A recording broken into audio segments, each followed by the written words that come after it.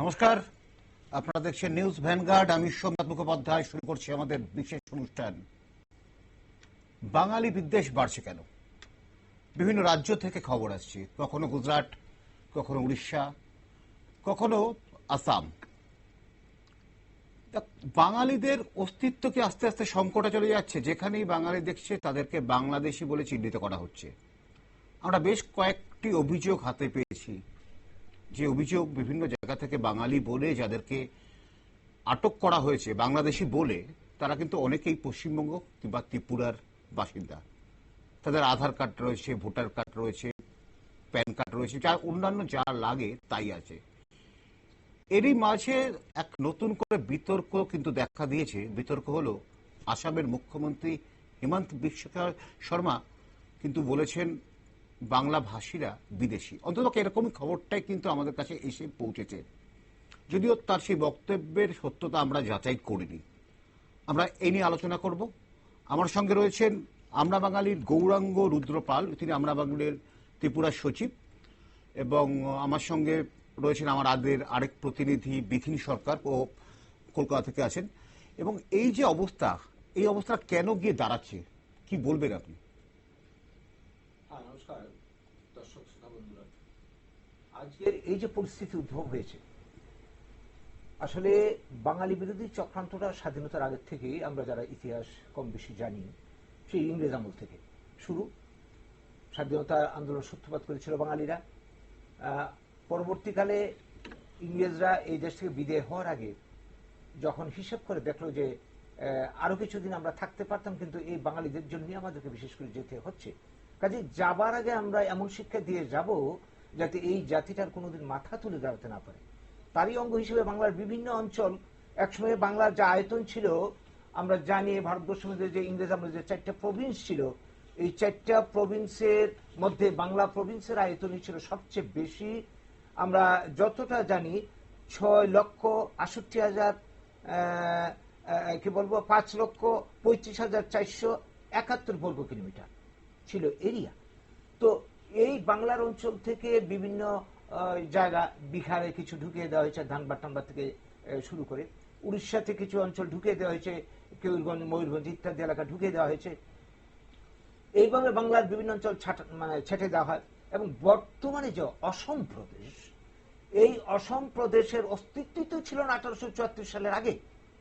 তো এটা ঘাটতি অঞ্চল, এই অজুহাত দেখিয়ে 1874 সালে প্রথম বাংলার বিস্তীর্ণ অঞ্চল কে অসমের সঙ্গে ঢুকে দেওয়া হয়। পরবর্তী সময়ে ঢুকানো হয় 1912 সালে। আমরা জানি বর্তমান আসামের যে মোট আয়তন যতটা আমাদের হাতে যেটা তথ্য রয়েছে 38,523 বর্গ কিলোমিটার, তার মধ্যে বাংলার আয়তন হচ্ছে 38,104 বর্গ কিলোমিটার। তাহলে প্রায় আধাআধি অঞ্চল বাংলার। তো আসামে তো প্রচুর পরিমাণ বাঙালি জনজাতির মানুষ বসবাস করে, বাংলা ভাষী মানুষ বসবাস করে। একদম একদম বরাক উপত্যকা যদি দেখি, বা দক্ষিণ আসাম যেটাকে বলা হচ্ছে, আপনার ধুবড়ির এলাকা, সেখানে প্রচুর বাঙালি। একদম এরিয়াটা সবাই জানেন। আমার যতটা ধারণার মধ্যে আছে, আমি যতটা জেনেছি, গোয়ালপাড়া জেলার সমগ্র অঞ্চল, কামরূপ জেলা অন্তর্গত বরপেটা মহকুমা, নওগাঁও জেলা লামডিং, হুজাইলঙ্কা, মিকির পাহাড়ের সমতল অঞ্চল এবং সমগ্র কাছাড় নিয়ে হচ্ছে এই আয়তন। এবং এটা আজকে আসামের মুখ্যমন্ত্রী এই ধরনের কথা বলছেন কেন? এটা তো রাজনৈতিক উদ্দেশ্য প্রণোদিত। এরা তো ঢুকেছে কবে? এরা তো ঢুকেছে ত্রয়োদশ শতাব্দীতে। এর আগে তো অসমীয়াদের অস্তিত্বই ছিল না। লোকাল যারা ইন্ডিজিনিয়াস পিপুল, মানে পাহাড়ি, তারা ছিল অসমের স্থানীয় মানুষ। পরবর্তীকালে যখন বাংলার অঞ্চল যুক্ত হয়, তখন বাঙালিরাও আসামের ভূমিপুত্র হয়ে যায়। তো কাজেই এই দাবি তো এখানে উঠতেই পারে না। বাঙালিরা এখানকার লোকাল মানুষ, এবং যারা শয়ে হাজার হাজার বছর ধরে আসামে থাকছিল, আজকে তাদেরকে বলা হচ্ছে বিদেশি। এটা কোন যুক্তিতে? আপনার কাছে ফিরবো গৌরাঙ্গবাবু, আপনার কাছে ফিরবো। আমার সঙ্গে কিন্তু রয়েছেন আমাদের আরেক প্রতিনিধি বিথিন সরকার। বিথিন, শুনতে পাচ্ছ আমাকে? বিথিন, শুনতে পাচ্ছ? শুনতে পাচ্ছ তোমার কথা? বিথিন, ঠিক হিমন্ত বিশ্ব শর্মা কি কথা বলেছে, যদি এটা দর্শকদের উদ্দেশ্যে বলো। দেখো, এখানে রয়েছে। আগে হেমন্ত বিশ্ব শর্মা কি বলেছেন সেটা একটু ছুঁয়ে যেতে চাই। যে সম্প্রতি অসমের একজন সংখ্যালঘু নেতা মঈনুদ্দিন আলী, তিনি সংখ্যালঘুদের উদ্দেশ্যে হঠাৎ একটা বক্তব্য পেশ করেন, যেখানে তিনি বলেন যে আগামী দিনে অসমের সংখ্যালঘু মানুষ তারা যখন তাদের নিজেদের ভোটার পরিচালিকায় নাম তুলবে বা কোনো সরকারি ক্ষেত্রে তারা নিজেদের পরিচয়কে লিপিবদ্ধ করবে, সেই জায়গায় যেন তারা নিজেদের মাতৃভাষা হিসেবে বাংলাকে উল্লেখ করে। এবং এই জায়গাতেই কিন্তু নতুন করে এই 60-এর দশকের 70-এর দশকের যে অশান্তি, সেই অশান্তি যেন আবার উস্কে দেওয়ার একটা জায়গা। এবং সেখান থেকেই অসমের বর্তমান মুখ্যমন্ত্রী হেমন্ত বিশ্ব শর্মা তিনি পাল্টা এই মঈনুদ্দিন আলী, যিনি সংখ্যালঘু বিধায়ক, তার পাল্টা বক্তব্য রাখতে গিয়ে তিনি বলেছেন যে অসমের ভাষা অসমিয়া, এটাই রাজ্যের স্বীকৃত অফিসিয়াল ভাষা, এটাই রাজ্যের সাধারণ মানুষের অর্থাৎ অসমিয়াদের প্রধান ভাষা। এবং যারা বাংলা ভাষাতে কথা বলেন তারা বিদেশি। এই যে বিদেশি দেখে দেওয়া, এই জায়গাতেই আমি সম্রাট আসবো যে এর সূত্রপাতটা কোথায়। আমরা যদি দেখি 30-এর দশকে যখন পরাধীন ভারতবর্ষ, হ্যাঁ বিতিন, তোমার কাছে আসবো। বিতিন আমার সঙ্গে রয়েছেন আমরা বাঙালির ত্রিপুরার যে সচিব, তিনি হলেন গৌরাঙ্গবাবু, গৌরাঙ্গ রুদ্রপাল। তা গৌরাঙ্গবাবু, বিদেশি, বাঙালিরা বিদেশি বলছে, কি বলবেন? প্রশ্নই আসে না। আমি তো আগে বললাম যে অসম এর অর্ধেকটা বাংলার অঞ্চল, এবং সেখানকার অধিবাসী যারা বাঙালি তারা ভূমিপুত্র। সেখানকার জনসংখ্যার যে পরিসংখ্যান, আমার কাছে একটা পরিসংখ্যান 31 সালে রয়েছে, সেখানে 63% ছিল বাঙালি জনগোষ্ঠী। এখন জনসংখ্যার একটু বিন্যাসের পরিবর্তন হয়েছে, সেটা আলাদা জিনিস। গৌরববাবু আসবো। আমার সাথে এই মুহূর্তে রয়েছেন বিশিষ্ট রাজনৈতিক বিশ্লেষক সুমিত চৌধুরী। সুমিত বাবু শুনতে পাচ্ছেন? সুমিত বাবু, বাংলা ভাষা যারা আসামে বলে তারা বিদেশি, এই মন্তব্যের পরিপ্রেক্ষিতে কি বলবেন?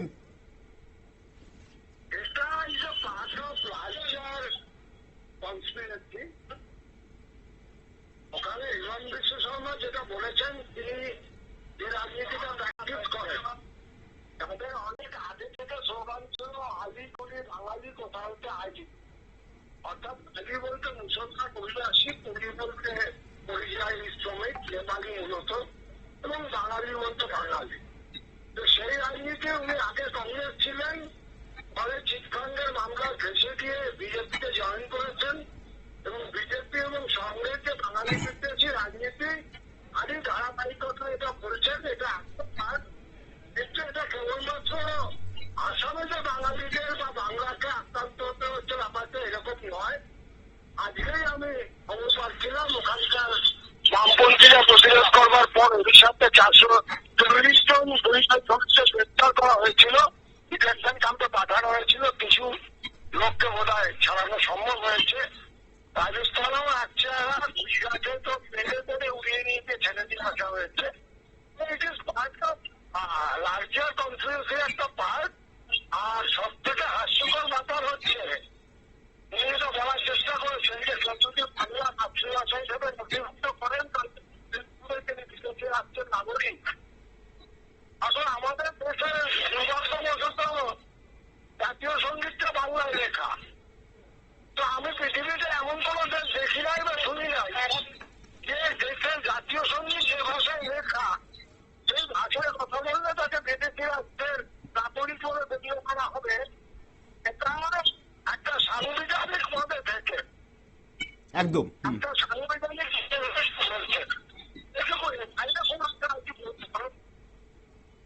ধন্যবাদ সুমিত দা, আপনার সাথে আবার পরে যোগাযোগ করব আমরা। একটা খুব সুন্দর পয়েন্ট দিয়েছেন যে যে ভাষায় আমাদের জাতীয় সঙ্গীত লেখা, কি বলবেন? শুধু জাতীয় সঙ্গীত নয়, বাংলা ভাষা ভারতের সংবিধান স্বীকৃত 22টি ভাষার মধ্যে অন্যতম ভাষা। এটা তো একটা দিক। ভারতবর্ষ তথা পৃথিবীতে বাঙালি জনসংখ্যা প্রায় 40 কোটির কাছাকাছি, এবং এই দেশের ভূমিপুত্র বাঙালি জাতির উদ্ভব হয়েছে ভারতের মাটিতে, রাঢ় বাংলায়। ভুলে গেলে এটা হবে না। আজকে যারা অহমিয়ারা এই দাবি করছে, বা আমার ত্রিপুরাতে দাবি করছে, বিভিন্ন জায়গায় দাবি করছে মঙ্গোলীয় ব্লাডের লোক, তারা হচ্ছে বিদেশি। তারা এসছে বাইরের দেশ থেকে, ব্রহ্মদেশ থেকে, চীন থেকে, মঙ্গোলিয়া থেকে। আজকে আমাদেরকে বলছে বিদেশি। শুধু তো আসাম নয়, এটা একই ঘটনা উড়িষ্যাতে ঘটেছে, একই ঘটনা ঘটেছে আপনার গুজরাটে, একদম দিল্লিতে। ঠিক। এটা একটা কি বলবো, সামগ্রিকভাবে রাজনৈতিক চক্রান্ত, অ্যান্টি বেঙ্গলি রাজনৈতিক চক্রান্ত, যেটা স্বাধীনতার আগে শুরু হয়েছিল, স্বাধীনতার পর এটা স্টিল চলছে। আমরা জানি বাংলা ভাগ যখন হয়, দেশভাগ যখন হয়, তখন বলা ছিল যে পরিস্থিতির কারণে যদি কাউকে দেশান্তরিত হতে হয়, হিন্দুস্তান পাকিস্তান তো হয়েছে। আজকে আমরা সকল হিন্দুদের কথা বলছি, আমাদের ইন্ডিয়াকে। তো আজকে হিন্দু বাঙালিরা যারা এসেছিল তখন 2 কোটির মতো, তাদেরকে পুনর্বাসন কিন্তু ব্যবস্থা করা হয়নি। হয়রাজ যারা পাঞ্জাবি, 47 লাখ পাঞ্জাবি এসেছিল সেদিন, সেই দেশভাগের অব্যবহিত পর, তাদের জন্য গভর্নমেন্ট খরচ করেছে 497 কোটি টাকা। আর 2 কোটি হিন্দু বাঙালির জন্য খরচা করা হয়েছে মাত্র 90 কোটি টাকা। উদ্বাস্তু পাঞ্জাবিদেরকে পুনর্বাসন দেওয়া হয়েছে কি বলবো, পাঞ্জাব, হরিয়ানা এবং দিল্লির লাগু অঞ্চলে। আর বাঙালিদেরকে পুনর্বাসনের নামে নির্বাসন দেওয়া হয়েছে দণ্ডকারণ্য, উড়িষ্যার মরুভূমিতে, হান্ডিতে, এবং কি বলবো মরিচঝাপি, এবং আন্দামান নিকোবরের মনুষ্যবর্জিত জায়গাতে। আজকে এই বাঙালি নিগ্রহ নিয়ে বা বাঙালি বিতাড়ন করার চেষ্টা হচ্ছে, বা বাঙালি খেদাও, একদম যে ওয়ার্ডটাকে ইউজ করছি, সেটাকে নিয়ে কংগ্রেসের সরকারের, কংগ্রেস আজকে প্রতিবাদ করছে, কিন্তু কংগ্রেস তখন তো সেন্ট্রাল গভর্নমেন্টের কংগ্রেস ছিল। ঠিক বলেছেন। এখন কতটা কি বলছে, তাও ভয়েস খুব মৃদু ভয়েস, যতটাই বলছে, না বললেই না ততটাই বলছে। এই বর্তমানে পরিস্থিতির জন্য দায়ী, এটা আমাদের ভুলে গেলে হবে না অতীতকে। দেশভাগ, এই দেশভাগ যদি না হতো আজকে আমাদের এই পরিস্থিতি হয় না। বাপদাদার পিতৃপুরুষের ভিটিভূমি আমাদের ছাড়ার প্রশ্নই ছিল না। এবং ত্রিপুরার জন্য যে পরিস্থিতিতে আমরা পড়েছি, এই ত্রিপুরা, সমগ্র ত্রিপুরা, মেঘনার পূর্ববার পর্যন্ত যেটা ছিল, সমতল ত্রিপুরাটা পুরোটা রয়ে গেছে। যদি এইটার সহ বর্তমান ত্রিপুরা সবটাই যদি আসতো, তাহলে আমাদের এই অবস্থা হয় না। আগের যে ত্রিপুরা, সমগ্র ত্রিপুরার লোক সংখ্যার হিসেবে দেখা যায়, ট্রাইব জনগোষ্ঠী যারা এখানেও আমাদেরকে বলছে আমরা অনুপ্রবেশকারী, তাদের জনসংখ্যার যে পরিসংখ্যান মাত্র 2.5% ছিল ওরা, আর বাঙালি ছিল 97.5%। এবং আমার এই পার্বত্য ত্রিপুরাতে 1931 সালের যে সেন্সাস, সেখানে দেখা যায় বাঙালি ছিল টোটাল জনসংখ্যা 3,82,450 এর মধ্যে বাঙালি ছিল 1,98,333, ভাইরাস উপজাতি ছিল 1,84,117। তাইলে 31 সালের সেন্সাসটা আমি বলছি, ত্রিপুরায় জয়েন হওয়ার অনেক আগের কথা বলছি। আপনার কাছে ফিরবো, একবার বিথিনের সাথে কথা বলো। বিথিন, আমাকে শুনতে পাচ্ছ? বিথিন, এই যে বাঙালিদের এই অবস্থা, সেটি কি বলবে তুমি? আজকে বারবার বাঙালিরা রাজনৈতিক শিকার হচ্ছে। রাজনৈতিক শিকার তো অবশ্যই, কিন্তু এটাও ঠিক, পাশাপাশি এই আলোচনাটাও ওঠা উচিত যে সারা দেশে বাংলাদেশের অনুপ্রবেশকারী ঢুকেছে, এবং সেটা হাজারের সংখ্যায় ঢুকেছে। কিন্তু তাদেরকে সঠিকভাবে চিহ্নিতকরণ করতে গিয়ে সেখানে শুধুমাত্র ভাষাটাকেই কেন বেছে নেওয়া হচ্ছে, এইটা ভাবতে হবে। যেখানে এই দেশের নাগরিকত্ব প্রমাণের অনেকগুলো নথি রয়েছে। আমি আধার কার্ডকে ধরছি না, কারণ আধার কার্ড নাগরিকত্ব প্রমাণের সূচক নয়। তার কারণ ভারতবর্ষে 7 মাস বসবাস করলে সেই ব্যক্তি আধার কার্ড তৈরি করতে পারে, যে কারণে আধার কার্ডকে নাগরিক সূচি হিসেবে ধরা হয় না বা সূচক হিসেবে ধরা হয় না। কিন্তু সেগুলো ছাড়াও কাস্ট সার্টিফিকেট রয়েছে, স্কুল কলেজের সার্টিফিকেট রয়েছে, বার্থ সার্টিফিকেট রয়েছে, পাসপোর্ট রয়েছে, এরকম প্রায় 11-র উপর নথি রয়েছে, যেগুলো প্রমাণ স্বরূপ প্যান কার্ড থেকে আরম্ভ করে ভোটার কার্ড, রেশন কার্ড, যেগুলো নাগরিক হিসেবে প্রমাণের সূচক হিসেবে ধরা হয়। তাহলে একটি ব্যক্তিকে সেই সুযোগটা কেন দেওয়া হচ্ছে না? আমরা জানি এই যে বেশ কয়েকজন বাংলা ভাষা ভাষীকে কথা বলেন বা বাংলা ভাষায় কথা বলে, তাদেরকে বাংলাদেশে পাঠিয়ে দেওয়া হয়েছে ইতিমধ্যেই প্লেনে করে, কিন্তু তারা এই দেশের নাগরিক। আমরা শুধু এটা যারা বাংলা বিতিন আরেকটা সূত্র তোমাকে একটু ধরিয়ে দিচ্ছি, তুমি হয়তো খেয়াল করেছো যে উড়িষ্যাতে যাদেরকে আটকানো হয়েছে তাদের মধ্যে অনেকে মালদার হরিহর পাড়ার।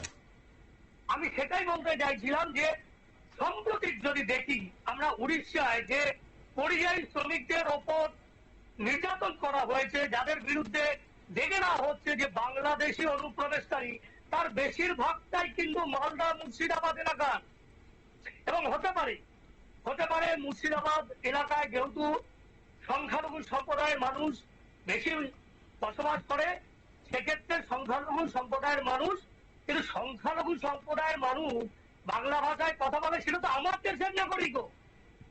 তাকে তো সেই প্রমাণের বা তাকে সেই প্রমাণগুলো দেওয়ার সুযোগ করে দিতে হবে। শুধুমাত্র বাংলা ভাষায় কথা বলছে আর ধর্মীয় বলে যে মুসলমান বলে তাকে ধরে বাংলাদেশে আগে পাঠিয়ে দিতে হবে বিমানে তুলে, এটা কোনো যুক্তি হতে পারে না। আর যেটা বলতে চাইছিলাম যে দ্বন্দ্বটা কিন্তু আসামে একদম 1830 সাল থেকে, যখন ইংরেজ শাসিত এই দেশ, সেই সময় আসামকে পরিচালনা করার জন্য বাংলা থেকে অর্থাৎ সেই সময় যে গ্রেটার বাংলা, তখন তো বাংলা ভাগ হয়নি, তখন যে বাংলা অবিভক্ত বাংলা, যে বেঙ্গল প্রভিন্সকে বোঝানো হতো, প্রেসিডেন্টকে বোঝানো হতো, সেখান থেকে শিক্ষিত, যেহেতু বাঙালিরা শিক্ষিত সমাজ, এটা আগাগোড়াই, এটা সেই পরাধীন ভারত থেকে, সেই সময় এই যে বাঙালি মধ্যবিত্ত শিক্ষিত সমাজকে ইংরেজ সরকার তারা আসামে নিয়ে গিয়েছিলেন,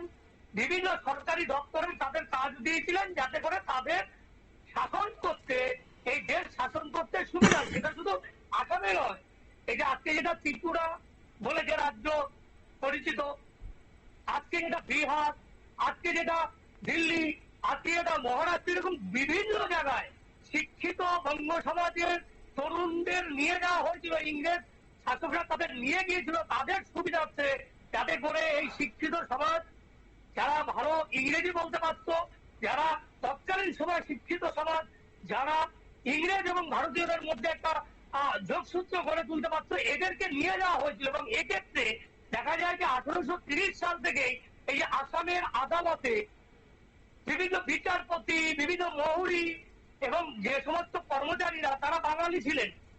এবং সেই সময় থেকেই এই যারা তথাকথিত কোটানকোট ভূমিপুত্র বলছেন এই অসম বিশ্ব শর্মা, সেই সমস্ত ভূমিপুত্ররা তারা বাদ সাধতে শুরু করেন, তারা বলতে শুরু করেন যে এই বাঙালিদের জন্য অসমের প্রকৃত ভূমিপুত্ররা তারা কাজ পাচ্ছেন না, তারা চাকরি পাচ্ছেন না। এবং সেই সময় থেকেই আমরা যদি দেখি, তারপরে 60-এর দশক এবং 60-এর দশকের শুরু থেকে একদম 62 সাল আরো তীব্র আকার ধারণ করে এই বাংলা খেদা। একদম আন্দোলনের নামই ছিল যে বঙ্গাল খেদা। এবং সেই জায়গায় দাঁড়িয়ে এই পরিপ্রেক্ষিতে আলফার মতো জঙ্গি সংগঠনগুলো কিন্তু তৈরি, একদম একদম একদম। এবং তারা এর পেছনে সূক্ষ্ম রাজনৈতিক, এবং এই যে যিনি অতিথি রয়েছেন তিনি যেটা বলছিলেন যে এই যে যাদেরকে ভূমিপুত্র বলা হচ্ছে না, এরাই আসলে বিদেশি, এরা মঙ্গোলীয়। হ্যাঁ, আমার সঙ্গে গৌরাঙ্গবাবু আছেন। গৌরাঙ্গবাবু কিন্তু ঠিক এই ভাষাটাই বলছেন যে যারা নিজেকে ভূমিপুত্র বলে দাবি করছেন তারা কিন্তু এরাই বিদেশি, একদম তারাই বিদেশি, তারাই মঙ্গোলীয় এবং পরবর্তী সময়ে হয়তো সংকট প্রজাতিতে চলে এসছে, কিন্তু তারাই মঙ্গোলীয়, তারাই বিদেশি, তারা আদি ভারতীয় নয়। তারাই আজকে নেপালি, এর মধ্যে কিছুটা নেপালি ছিল, যাদের পূর্ববংশ দেখা গেলে নেপালি। তোমার কাছে ফিরবো বিতিন, তোমার কাছে ফিরবো। গৌরাঙ্গবাবু, আপনি যেই কথাটা বলছিলেন ও ঠিক সেই লাইনটাই কিন্তু শেষ করলো, বা ওখানে আমরা থামালাম যে যারা নিজেদেরকে ভূমিপুত্র বলে দাবি করছে তারা বিদেশি। একদম এই কথাটা 100% সেটা আমাদের কথা না, ঐতিহাসিকদের কথা, নৃতত্ত্ববিদ যারা তাদের বক্তব্য। বিশ্বের যেটা নৃতত্ত্বের ইতিহাস, 4টা ব্লাড তৈরি হয়েছে, বর্তমান যেটা মধ্যপ্রাচ্যে তৈরি 4টা ব্লাড, নিগ্রো ব্লাড আফ্রিকান কান্ট্রিতে, মঙ্গোলীয় ব্লাড হয়েছে মঙ্গোলিয়াতে, এবং যারা অস্ট্রিক ব্লাড এটা অরিজিনালি ইন্ডিয়া, এবং অস্ট্রিক ব্লাডের লোক হচ্ছে বাঙালি। পরবর্তীকালে বিভিন্ন ব্লাডের মিশ্রণ ঘটেছে। আজকে এরা বিভিন্ন সময়ে ভারতে ঢুকেছে, যেমন বললাম যে আমাদের ত্রিপুরা ট্রাইবরা ঢুকেছে 15শ শতাব্দীতে, এইখানকার ওরা ঢুকেছে 13শ শতাব্দীতে, অসমের অহমিয়ারা ঢুকেছে। আজকে ঢুকে এরা যে দাবি করছে এরা ইন্ডিজিনাস পিপুল, আমাদেরকে বলা হচ্ছে বিদেশি বহিরাগত, আমাদেরকে মার দেওয়া হচ্ছে। আজকে আসামের বুকে এক সময় কিন্তু সরকারি ভাষা, ইনি বলেছেন সরকারি কাজের ভাষা ছিল বাংলা, যেমন আমার ত্রিপুরাতেও ছিল সরকারি কাজের ভাষা বাংলা। আজকে এগুলিকে হটিয়ে দেওয়া হচ্ছে। এই বাংলার মর্যাদা রক্ষার জন্য আসামে 61 সালে লড়াই করতে গিয়ে 11 জন শহীদ হলো একদম বড়াকা উপত্যকা। এই যে চক্রান্তটা ইংরেজ আমল ছিল, এবং তারপর থেকে এখন যে চক্রান্তটা, এই চক্রান্ত গোটা দেশ জুড়ে চলছে, এবং বিশেষ করে আমরা উত্তর পূর্বাঞ্চলের মানুষ ত্রিপুরা অসম সহ মার খাচ্ছি বেশি। এখন দেখছি যে গোটা ভারতবর্ষে বাঙালি পরিচয়, বাংলা ভাষায় কথা বললেই তাকে বিদেশি বাংলাদেশি বলে দাঁড়িয়ে দেওয়া হচ্ছে। দেশ তো ভাগ হয়ে গেছে, সেটা তো আর কিছু করার নেই, কিন্তু বাংলাদেশ থেকে অনুপ্রবেশকারীদের জন্য কি এই অবস্থা হচ্ছে না? এটা একটা অজুহাত। অনুপ্রবেশকারী যারা অবৈধভাবে ঢুকে বা দেশের সংহতির জন্য বিপজ্জনক বা আইবি কাজের জন্য ঢুকছে ইত্যাদি, তাদের জন্য সরকারি আইন রয়েছে, আন্তর্জাতিক আইন রয়েছে, তাদের জন্য বিধি রয়েছে, সেই মোতাবেক তাদেরকে পুষবে বা যে দেশ থেকে সেই দেশে পাঠানোর ব্যবস্থা হতেই পারে। এই নিয়ে কারোর কোনো আপত্তি নেই, আমাদের নেই।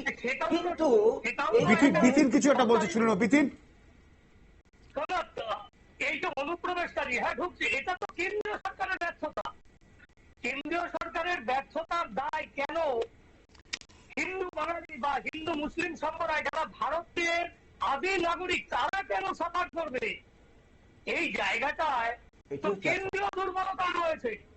কেন্দ্রীয় সরকারের এটা বলা যেতে পারে একটা বড় দুর্বলতা, এবং এটা কেন্দ্রীয় সরকারকে দেখতে হবে যে তাদের দায়িত্ব নিরাপত্তা বা সীমান্তবর্তী এলাকায় অনুপ্রবেশ হচ্ছে কিনা বা অনুপ্রবেশ হলে সেটাকে আটকানোর দায়িত্ব কেন্দ্রীয় সরকারের। সেই জায়গাটায় তারা নিজেরা ব্যর্থ হচ্ছে, অথচ একজন বাংলায় কথা বলছে বলে তার প্রমাণ দেখতে দেওয়া হচ্ছে না, বা তাকে সেই সুযোগটা দেওয়া হচ্ছে না, না দিয়ে তাকে বিমানে তুলে পাঠিয়ে দেওয়া হচ্ছে অন্য একটি দেশে। এটা তো সমাধান হতে পারে না। এটা নিজেদের ব্যর্থতা রাখতে, এবং এর পেছনে একটা সূক্ষ্ম রাজনীতি রয়েছে। বাংলা ভাষা এবং বাঙালি জাতির যে গৌরব বা ইতিহাস, যে বিপ্লবের ইতিহাস যদি দেখি, এবং শিক্ষা সংস্কৃতি, এই যে বাংলা এবং বাঙালির যে গৌরব ইতিহাস, এটাকে গুলিয়ে দেওয়ার চেষ্টা করছে এই তথাকথিত বলয়ের যে রাজনৈতিক ব্যক্তিত্ব রয়েছে তারা। এর পেছনে একটা সূক্ষ্ম রাজনৈতিক চক্রান্ত রয়েছে। হ্যাঁ বিতিন, তোমার কাছে আবার ফিরবো আমরা, তুমি সঙ্গে থাকো। আচ্ছা গৌরাঙ্গবাবু, যেটা বলছিলাম, এক্ষেত্রে কি বাঙালির অস্তিত্বটাই সংকট হয়ে যাচ্ছে না? সংকট তো বটেই। আমরা যদি এইভাবে বারবার আঘাতের পরও আমরা আমাদের অধিকার সম্পর্কে সচেতন না হতে পারি, ধীরে ধীরে একটার পর একটা অধিকার কিন্তু আমাদের হাত থেকে চলে যাচ্ছে। দেখুন, অসমের বুকে যেমন বাঙালিরা কোণঠাসা হচ্ছে, আমার ত্রিপুরাতে হচ্ছে, উত্তর পূর্বাঞ্চল হচ্ছে, সর্বত্র হচ্ছে। আমরা যদি পশ্চিমবঙ্গের দিকে তাকাই, পশ্চিমবঙ্গের বিশেষ করে উত্তর ভাগটা, সেখানে কখনো কামতাপুরি দাবি উঠছে, কখনো গোর্খাল্যান্ড দাবি হচ্ছে। একদম একদম একদম দাবি উঠছে, আরো বিভিন্ন দাবি উঠবে আগামী দিনে। পশ্চিমবঙ্গের যে খুদ রাজধানী কলকাতা শহর মারোয়ারিল্যান্ড ঘোষণার দাবি উঠছে।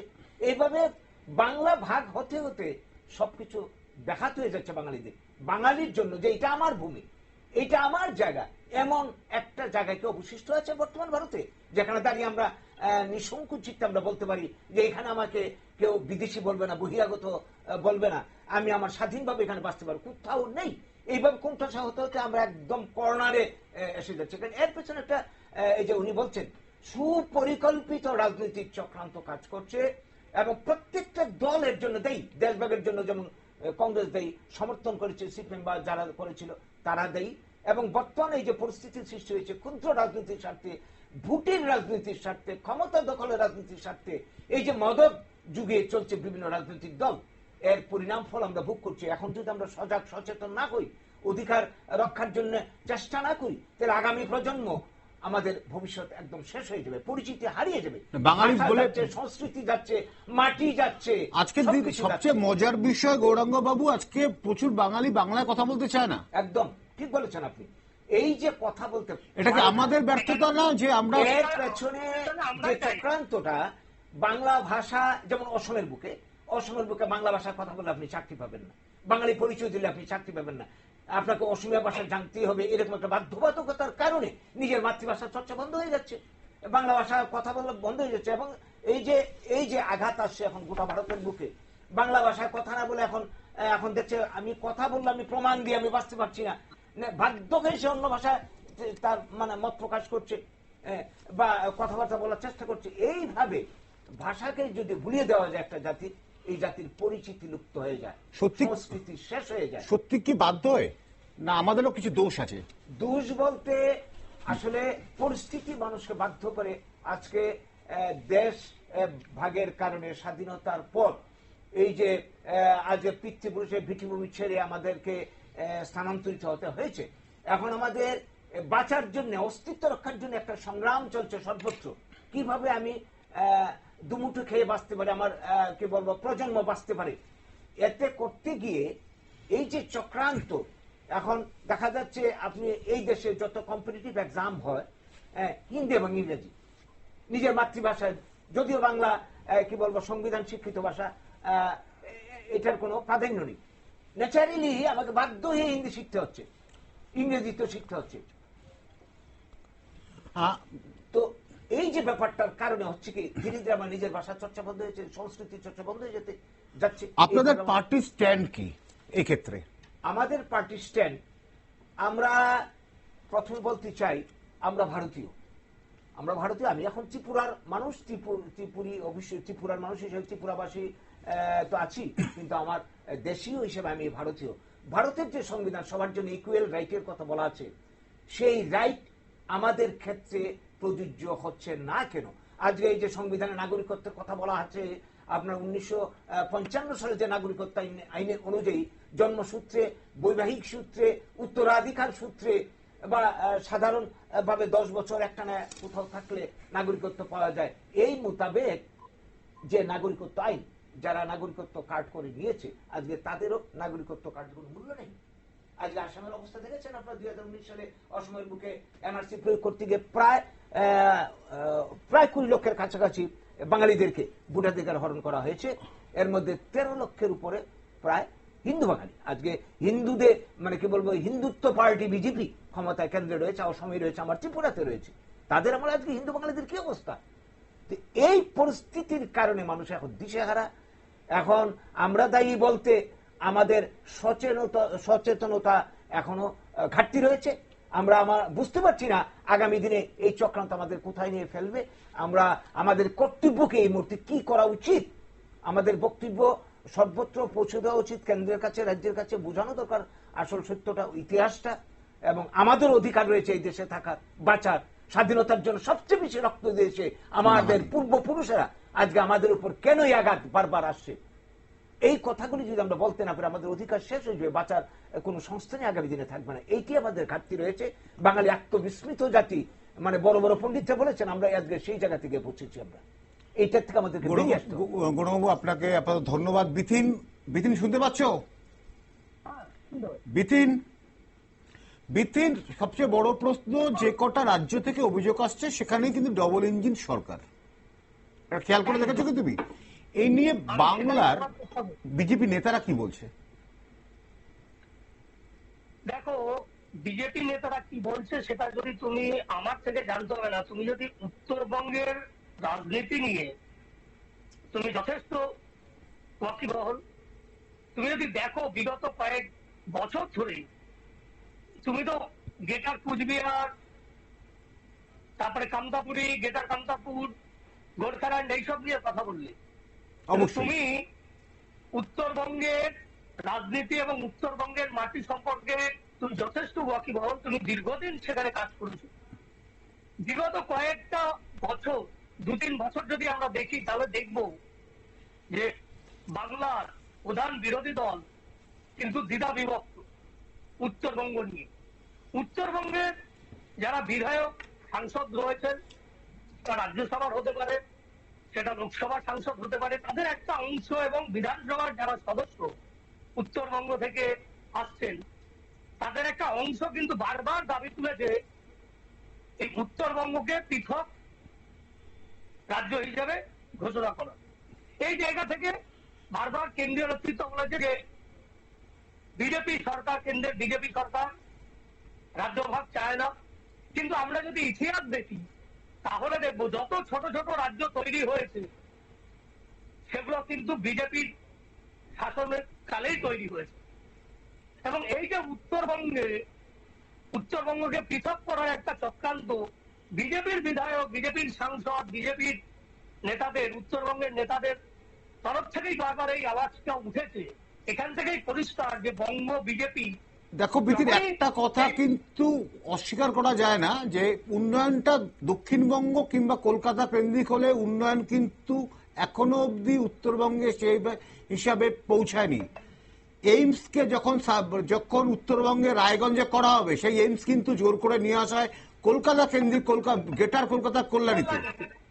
একাধিক অভিযোগ উঠেছে উত্তরবঙ্গে সমস্ত চা বাগানটা বড় শিল্প, সেই চা বাগানের সমস্ত হেড অফিস একটা সময় ছিল উত্তরবঙ্গে, সব কটাকে উঠিয়ে নিয়ে আসা হলো কলকাতায়। এই ধরনের ঘটনাগুলো কিন্তু চলছে, উত্তরবঙ্গের মানুষ দাবি করছে। কিন্তু উত্তরবঙ্গের স্পেশালি 3টি জেলাতে কিন্তু বাঙালি জনজাতি খুব কম, আলিপুরদুয়ার, কালিম্পং এবং দার্জিলিং, এখানে কিন্তু বাংলা ভাষী মানুষ কম।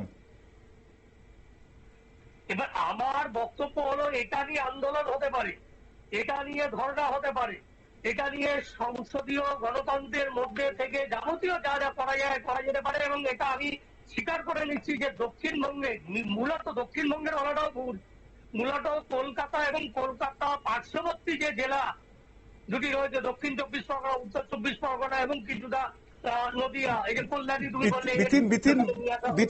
বিথিন, আমাদের সময় একবারে শেষ। আমার সাথে গৌরাঙ্গ বাবু আছেন, তোমাকে ধন্যবাদ। তোমার সঙ্গে পরের আরেকটা সেশনে হয়তো বসছি আমরা। গৌরাঙ্গ বাবু, এই একদম শেষ মুহূর্তে এক কথায় জাস্ট বলুন, বাঙালি বিদ্বেষীটাকে কি করে বন্ধ করা যায়? বাঙালি বিদ্বেষী এই যে মনোভাব বা চক্রান্ত যেটাই বললি না কেন, এটা বন্ধের জন্য দুটো তিনটি বিষয় আমার মনে পড়ছে। একটা হচ্ছে এই বাংলার ইতিহাস, বাঙালিদের ইতিহাস, স্বাধীনতার ইতিহাস আমাদেরকে জানান দিতে হবে। পাবলিক ভুলে গেছে এগুলি। এক। দুই, এই যে বাঙালি বিরোধী চক্রান্ত চলছে তার জন্য আমাদের অধিকার হরণের চক্রান্ত চলছে, তার বিরুদ্ধে আমাদের বক্তব্য সর্বস্তরে, রাজ্য থেকে কেন্দ্রে সর্বস্তরে, সমস্ত লেভেল আমাদের পৌঁছে দিতে হবে। অনেকে ভুলে গেছে বা ষড়যন্ত্রের জন্য এটা এখন ভাবতে পারছে না। এটা করতে হবে আমাদের। সেই সঙ্গে আমাদের চাই ইউনিটি, জাতির যে ইউনিটি চাই, বাঙালির ইউনিটি, যেটা মূল বেরিয়ে আসলো আজকের মূল কথা থেকে। আমরা কথা বললাম গৌরাঙ্গ বাবু, আপনাকে ধন্যবাদ আমাদের স্টুডিওতে আসার জন্য। আপনি আপনার বক্তব্য, নিজের মন্তব্য, নিজের দলীয় মন্তব্য প্রকাশ করেছেন, আপনাকে অনেক ধন্যবাদ। নমস্কার। এবং আমার সঙ্গে ছিল আমার আরেক প্রতিনিধি বিথিন সরকার, এবং ছিলেন বিশিষ্ট রাজনৈতিক সমালোচক তথা বর্ষিয়ান সাংবাদিক সুমিত চৌধুরী। একটা কথা কিন্তু বেরিয়ে আসলো আজকের মূল কথা, বাঙালির মধ্যে কিন্তু ইউনিটি হারিয়েছে, সেজন্যই কিন্তু আর সবাই সুযোগ নিতে শিখেছে। বাঙালি ইউনিট হলে, বাঙালি একসাথে চলতে শিখলে কিন্তু এই ধরনের বাঙালি খেদাও বা বাঙালি বিদ্বেষ বিষয়টা আসতো না। আজকে বিশেষ এই টক শো এখানে শেষ করছি। আবার দেখা হবে। আপনারা দেখতে থাকুন নিউজ ভ্যানগার্ড।